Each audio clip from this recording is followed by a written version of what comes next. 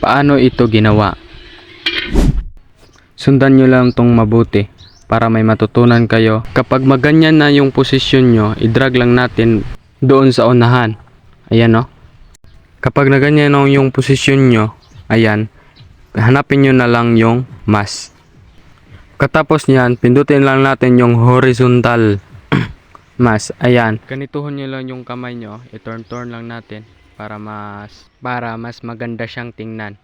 Ayan, pagkatapos nyan, hanapin lang natin yung tamang posisyon ng arrow nyan. Ayan o. Ayan, pagkatapos, pindutin lang natin yung plus. At saka dito tayo maglagay ng plus din. Ayan. At saka dito, kayo na bahala mag-adjust nito ba? Ayan o. Ayan o.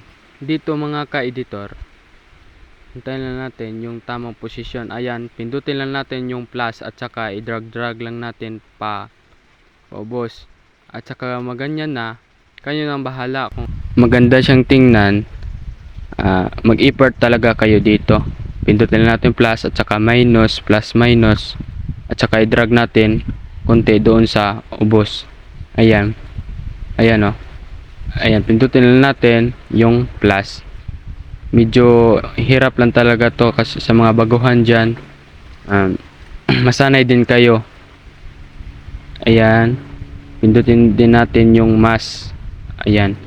I-drag lang natin paubos. Ayan o. Pindutin natin yung pag hindi pa siya goods. Hanapin natin yung tamang posisyon. Kapag ganyan na yung straight, ayan, yung hinihila na ni Sadboy, lagyan natin ng plus at saka i-drag natin paubos yung arrow. Kapag maganyan na, pindutin lang natin, i-drag lang natin paubos na. Ayan o. I-drag lang natin paubos. Tingnan nyo lang yung circle. Ayan. Medyo effort lang talaga tayo dito kasi para magandang tingnan. So ayan na. Ayan o. Ayan siya. Ayan. Drag natin. At saka drag lang din natin pababa. Ayan o. Ipababa lang natin yung arrow para mas maganda siyang tingnan. At saka dito, pindutin lang natin at saka i-drag doon sa unahan para mas maganda siyang tingnan. Ayan o. Ayan, diba? See? Dito, press lang natin at saka i-delete yung sobra. Ayan o, delete lang natin. Ito na yung kalabasan niya mga ka-edit.